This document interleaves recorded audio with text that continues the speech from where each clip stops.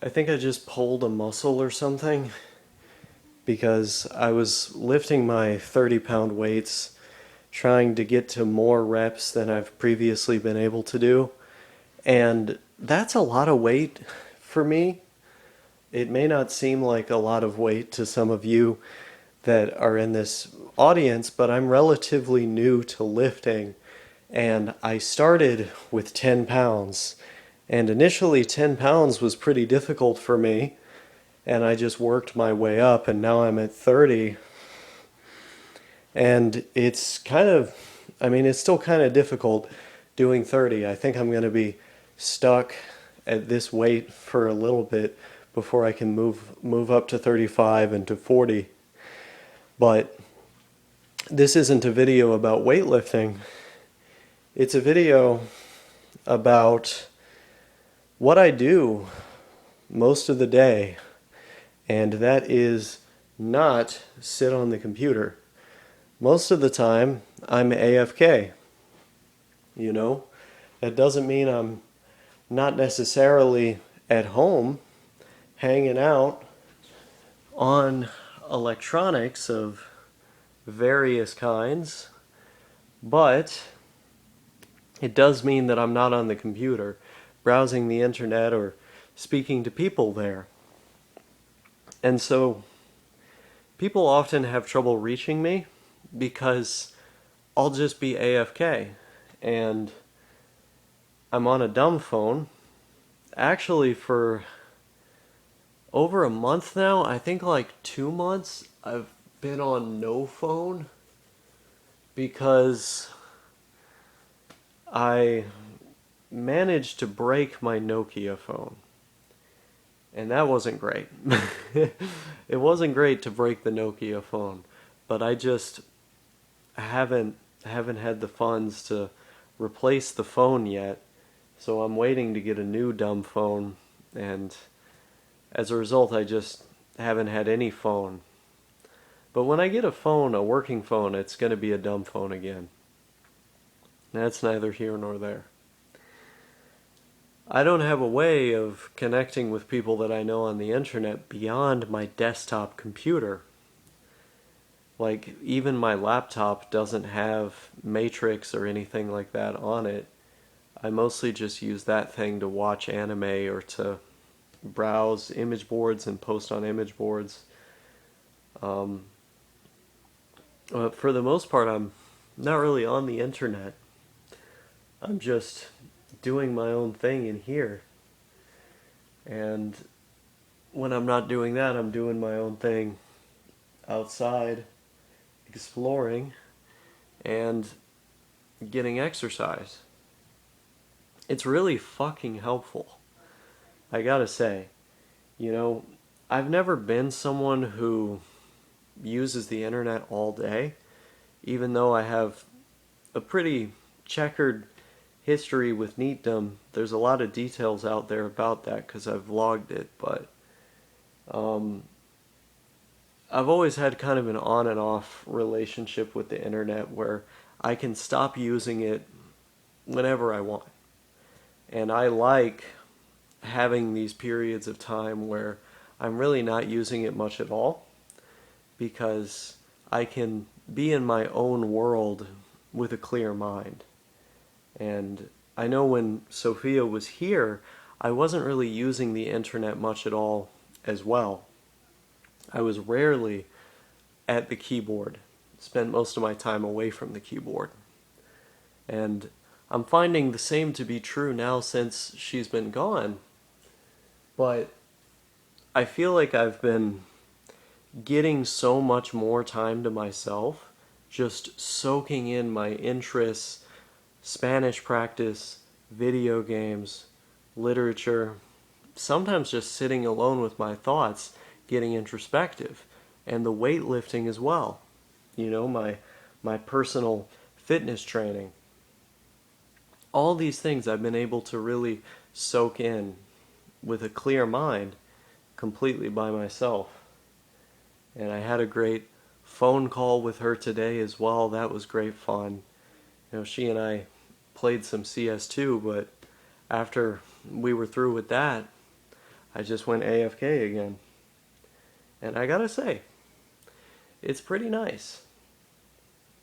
I want to document these changes in my mental state as I see them come about, because there are periods of time on this channel where I did that more frequently, and having those videos as an archive has been tremendously helpful for me. I like going back and seeing where I was at a given time and putting all that together in this as context in this story which makes up my life. It's helpful for me, like journaling, trying to get all this shit off my chest. And it's also like, I guess, kind of a personal accomplishments thing too. Like, I can know what I was working on at a given time. Like in this video, I know that I'm working on trying to be able to lift more than 30 pounds in both arms, because I got that 30-pound weight in both of my hands and I'm doing the reps. But who knows, maybe by the next time I see you guys, I'll be on 35. It should be really good. But yeah, I'm just hanging out. I got the motherfucking Sega Saturn over here. That shit's classic. Gotta love the Sega Saturn. Gotta love all this shit. All my childhood games from the Dreamcast. It's goated. You know how it be. But I've been taking a peep here and there on Twitter, which is what I always do. I show up for a little bit. I'll see kind of what people are talking about. I mostly use that website to get recommendations for video games on Japanese language accounts. And so most of what I see on my feed is Japanese language content. But I do see some political stuff every now and again. And that's something that I try not to talk about on my channel, because I know that there's a wide variety of views in my audience, and generally speaking, when my viewers articulate their positions, I think they do a pretty good job at it. Like, there's a smart person who's watching me from every single individual quadrant and, like, small space occupied within that quadrant of the political compass, right? So you got people all over the map that watch my channel. And I think generally they make really good arguments for their claims. They're able to articulate their positions well. And while it is nice to have a spirited debate or to generate discussion with these videos, sometimes that's just not my goal, right? Sometimes I just want to talk about some random shit and just be a person. In fact, that's my goal with most of these videos. And I want to leave all the political shit at the door. But I have been noticing some interesting things transpiring, where, like, now you have people who were previously super solid on election integrity coming out and saying that it was all rigged. And it's really weird hearing this from people who for like the last 4 years said nothing's going on there, everything's good, which is, by the way, the truth.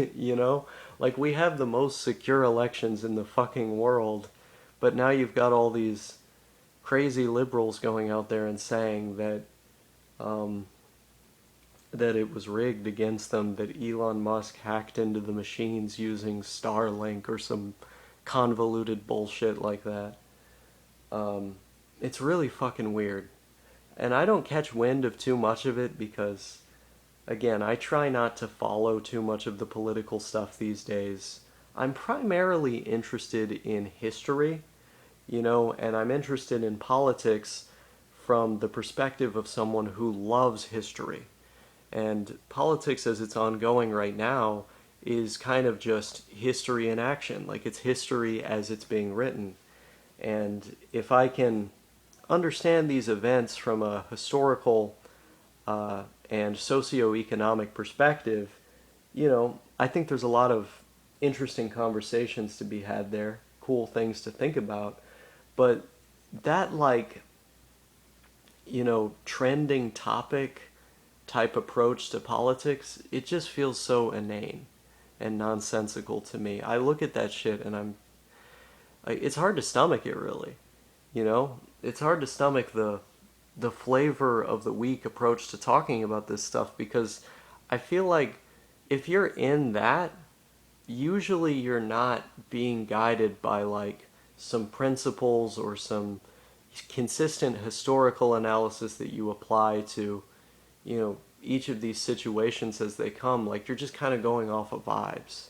And I feel like that feels over reals approach is what a lot of people take to politics, because they don't really have the time to consume a bunch of information on the subject and become like a, highly informed member of the discussion. They're just kind of shooting from the hip. And that leads to this weird thing where you see people who are all over the place. Like one year, they're saying some shit that would be consistent with like this ideology over here, and then the next year they're saying some shit that's completely inconsistent with that.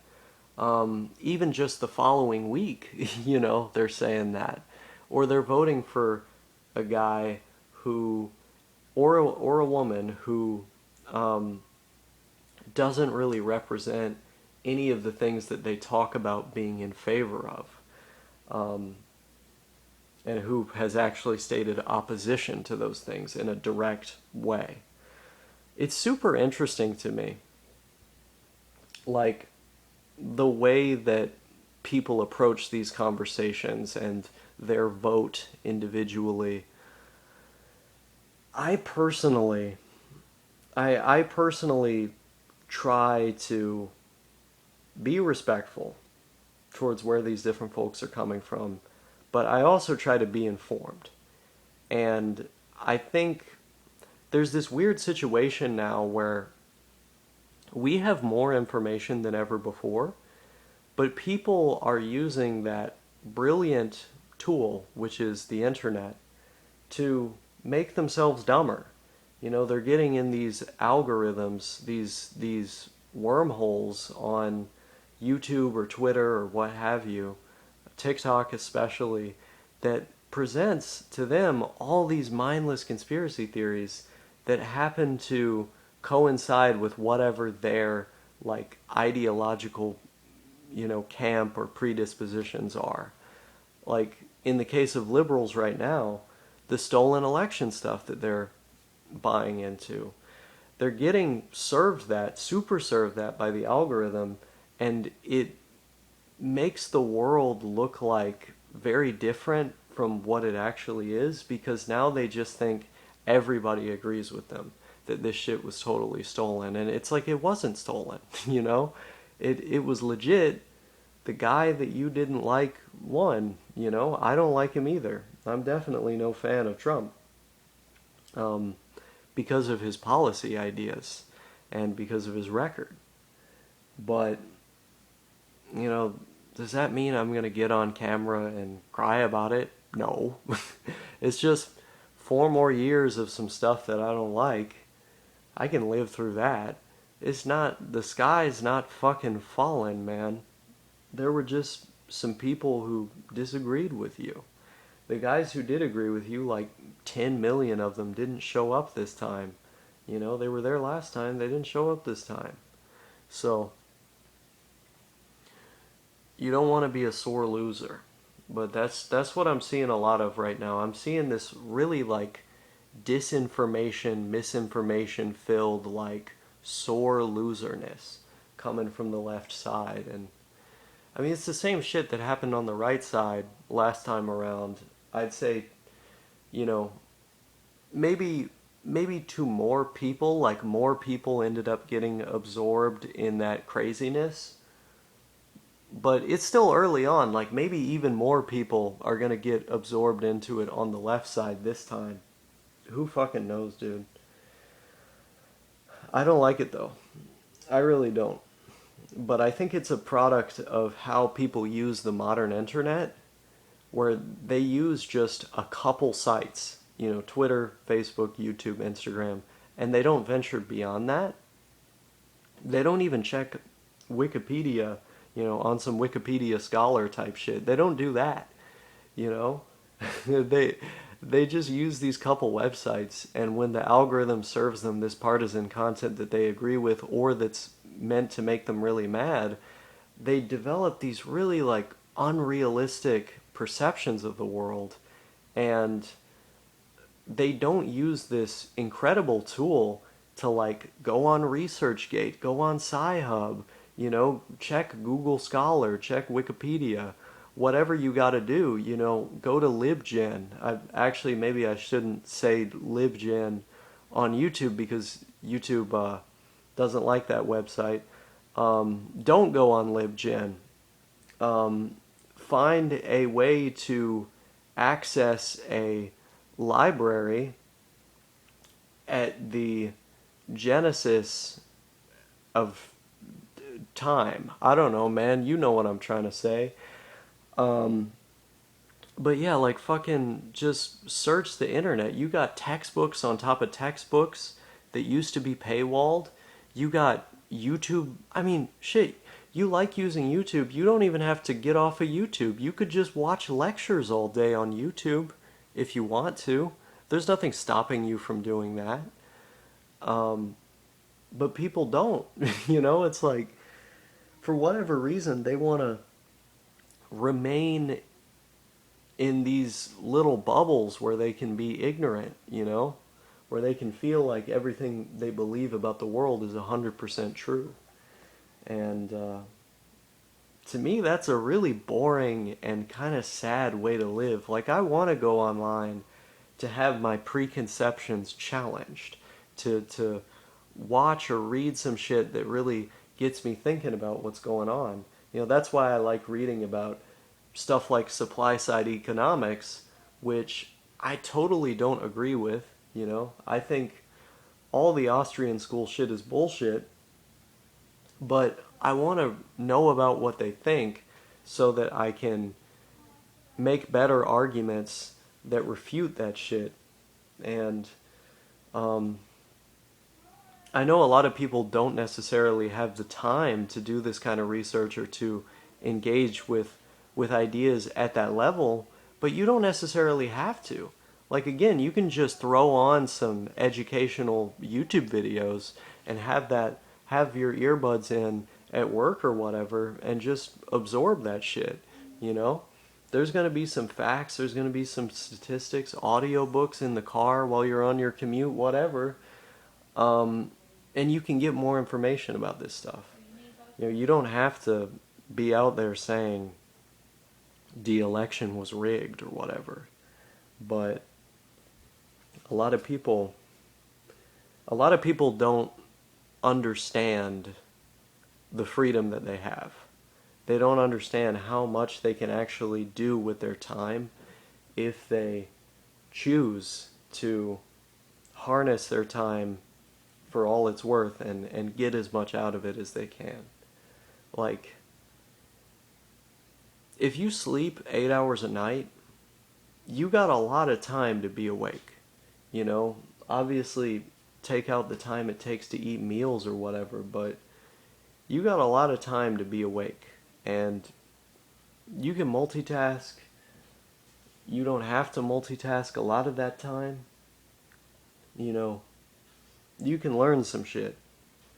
It doesn't have to be wasted brainwashing yourself into believing shit that's literally fake. Like, that's what all this is. It's like, you know how North Koreans are portrayed, most likely correctly, as these brainwashed people that are religiously obsessed with their leader and their party and government and stuff? In America, the political partisans are literally like those North Korean guys. Like they're treating Obama or Trump as like these religious figures that they're praying to.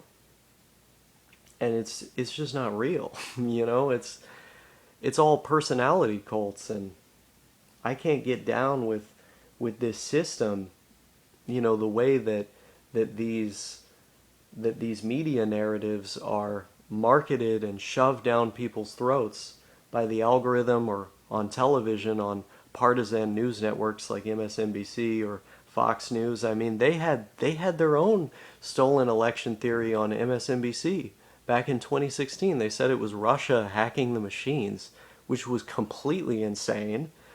But they were saying it back then, you know, on some freaky shit. Like I don't understand really, but it's a thing that I think exists as a product of the profit motive in media, right? Like there's an incentive to drive clicks or to drive attention to get eyeballs on you. How do you do that? You feed into the most extreme aspects of your camp, the most extreme people in your camp. And that's what we're seeing time and time again. And it's we're watching this in like 4x speed, our country falling apart, or we're literally being we're being divided away from each other, pushed away from each other at 100 miles an hour. And thankfully a lot of just like regular people kind of tune out from that, and they don't really have an opinion because the discourse has gotten so volatile that like I've known a lot of people who are just regular people that they don't want to participate. And it's like, yeah, of course they don't, because they see all this shit and it just seems insane on both sides, like completely fucking nuts. Um, and I think in order to get out of that system that people are trapped in, that ideological system that's being, you know, fed to people on television and on the internet on both sides, you have to kind of forge your own, um, you know, your own like media ecosystem. Like you got to have an RSS feed with, you know, blogs that are more independent or unbiased. You know, you got to have the YouTube playlists of like the Stanford University lectures up type shit. Um, got to have that NPR going, even though they're biased in some ways, not as good as BBC World Service, but you know, pretty good. NPR is pretty good. Um, you know, just try to find real information. But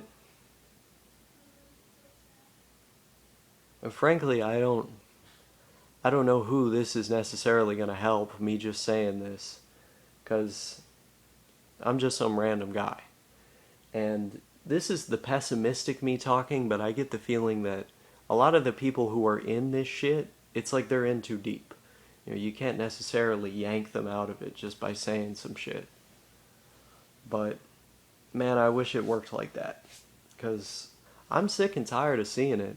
That's part of why I don't check that website as much as I used to, or I just click not interested on all this political shit that shows up in my feed, because it's just a bunch of psychos. And the website is designed in a way to make you think that that's how everybody is, and to make you psycho like them in the process. But it's not actually like that. Like when you go outside, most people are just kind of generally apolitical, or they're, um, I would say, like ideologically heterodox. Um, and those guys need to get more educated too, don't get me wrong. But the really fucking crazy ones who are so far gone on like one side or the other, those dudes need to get out of their bubble and get educated as well.